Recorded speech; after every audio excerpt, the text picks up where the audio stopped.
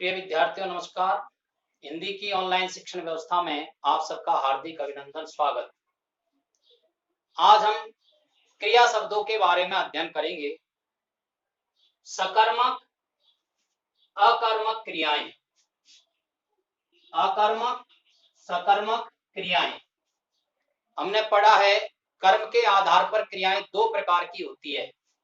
एक क्रिया होती है अकर्मक क्रिया और एक क्रिया होती है सकर्मक क्रिया।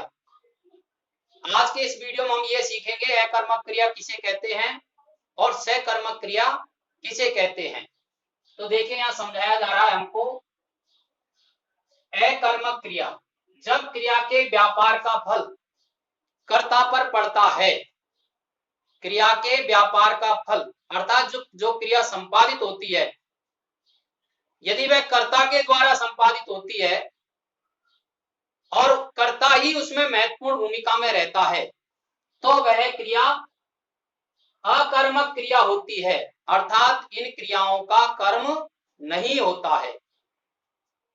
उदाहरण दिए हैं, मैं हंसता हूं, लड़का सोता है, मोर उड़ता है, बालक सिंह से डरता है, आम फलों का राजा है, शिशु आराम से सोता है, लड़का पढ़ता है। इन वाक्यों में जो क्रियाएं आई है, हंसता हूं, सोता है, उड़ता है, डरता है, पढ़ता है, सोता है, फलों का राजा है, ये ऐसी क्रियाएं हैं जिनके व्यापार का फल कर्ता पर पड़ता है। अर्थात इन क्रियाओं का इन वाक्यों में कोई कर्म नहीं है, इसलिए ये सब क्रियाएं अकर्मक क्रियाएं होती हैं।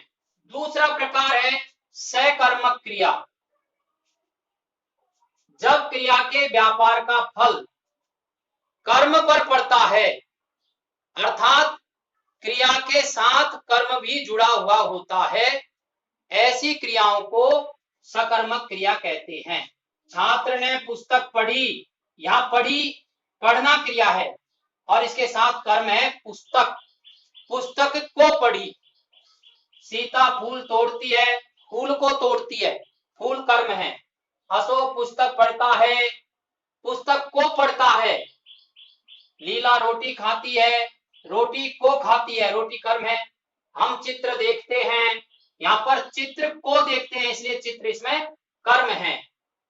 तो ऐसी सब क्रियाएं जिनका कर्म साथ में होता है, उन्हें सकर्मक क्रियाएं कहते हैं। हमने ये भी पढ़ा है कि जो सकर्मक क्रियाएं होती हैं वो दो प्रकार की होती है। कुछ वाक्य ऐसे होते हैं जिनमें केवल एक ही कर्म होता है और कुछ वाक्य ऐसे होते हैं जिनमें दो कर्म होते हैं। तो जहां क्रिया का एक ही कर्म होता है, उन सब क्रियाओं को हम एक कर्मक सकर्मक क्रिया कहते हैं। जैसे मैं पानी पीता हूं, हम चित्र देखते हैं, यहाँ पर कर्म है पानी और इसमें कर्म है चित्र, एक ही कर्म है, इसलिए ये सब एक कर्मक क्रियाएं हैं। जिन वाक्यों में दो कर्म पाए जाते हैं तो उस क्रिया को द्विकर्मक क्रिया कहते हैं। द्विकर्मक क्रिया, मैं राम को पानी पिलाता हूं, कर्ता मैं है, राम को पानी को, तो यहां पर इसके दो कर्म हैं, इसलिए ये क्रिया द्विकर्मक हो गई। राम ने श्याम को पुस्तक दी, देना क्रिया है, राम करता है, श्याम को पुस्तक को, ऐसे इस वाक्य में क्रिया के दो कर्म हैं, इसलिए इस क्रिया को द्विकर्मक क्रिया कहते हैं। अब प्रश्न ये उठता है, समझने की जो बात है वो ये है कि कब तो ये क्रियाएं सकर्मक हो जाती है और कब ये क्रियाएं अकर्मक हो जाती है। यदि पूरा वाक्य दिया हुआ है तो पहचानने में हमें सरलता हो जाएगी, क्योंकि वाक्य को पढ़ने से पता चल जाएगा कि क्रिया के साथ कर्म है या नहीं है। जैसे मैं पानी पीता हूं, इसमें क्रिया के साथ कर्म है, इसलिए हम समझ जाएंगे कि क्रिया सकर्मक है। लड़का सोता है, यहां पर और इस क्रिया के साथ कर्म नहीं है, इसलिए हम समझ जाएंगे कि क्रिया अकर्मक है। यदि वाक्य दिए हुए हैं तो समझने में सरलता रहती है।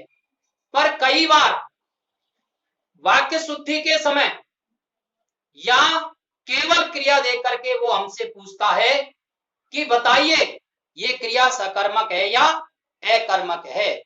तो ऐसी स्थिति में हम कैसे पता चलाएंगे कि वह क्रिया सकर्मक है या अकर्मक है? तो उसकी पहचान का और एक तरीका अपन को यहां बताया जा रहा है। क्या बताया जा रहा है? क्या या किसको लगाकर, या तो क्या लगा दो या किसको लगाकर प्रश्न करते हैं। क्रिया से पहले क्या या किसको लगाकर प्रश्न करते हैं। यदि प्रश्न का उत्तर मिल जाता है तो क्रिया सकर्मक है, और यदि प्रश्न का उत्तर नहीं मिलता है तो क्रिया अकर्मक है।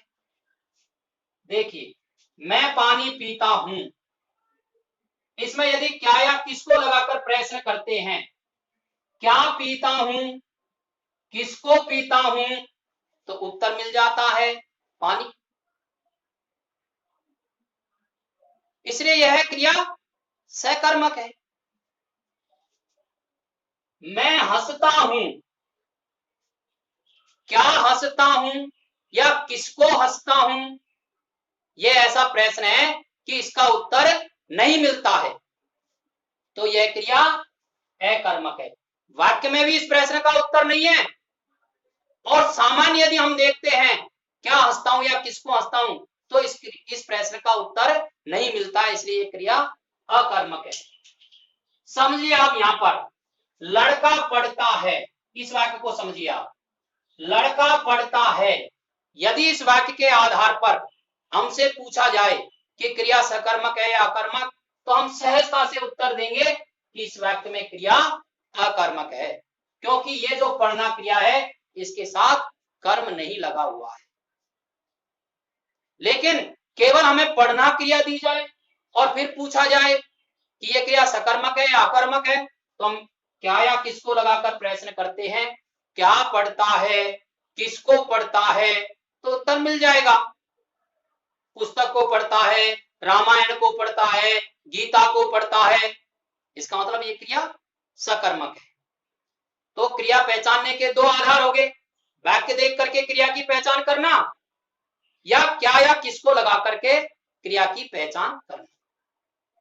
अब एक बहुत महत्वपूर्ण बात और हमको यहां समझाई हुई है, यहां देखिए आप। कुछ क्रियाएं ऐसी हैं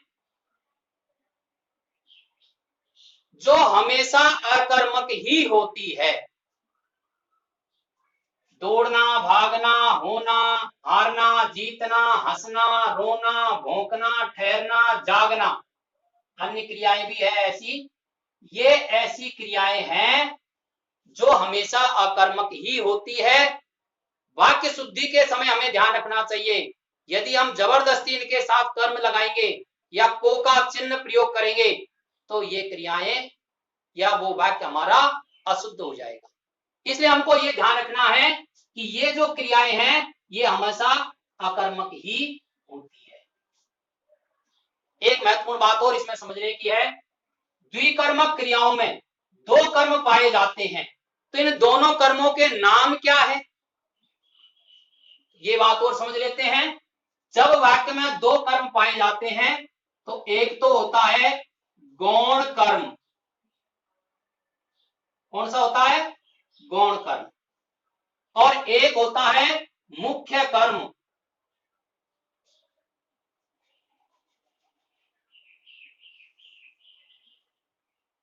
समझिए आप, यदि वाक्य में दो कर्म हैं तो उन दोनों कर्मों में जो कर्म निर्जीव पदार्थों का सूचक होगा,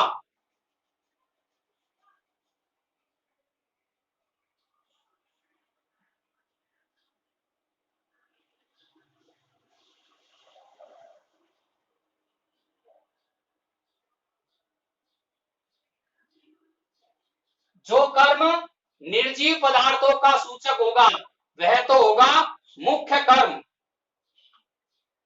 और जो कर्म सजीव पदार्थों का सूचक होगा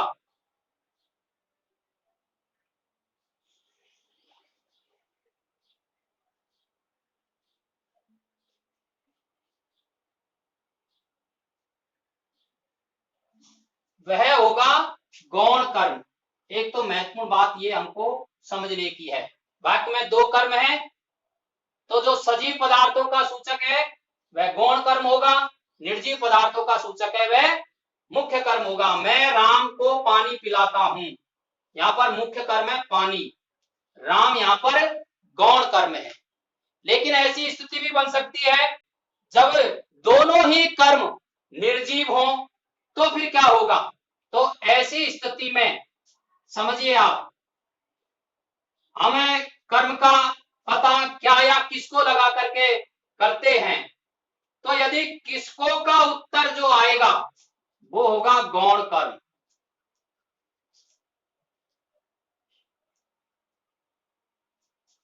और क्या का जो उत्तर आएगा वह होगा मुख्य कर्म।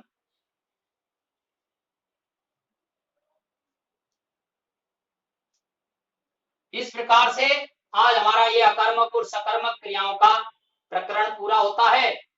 आगे के वीडियो में हम क्रिया के अन्य भेदों का अध्ययन करेंगे। आप इसका स्क्रीनशॉट ले लें और अपनी कॉपी में उतार लें। धन्यवाद।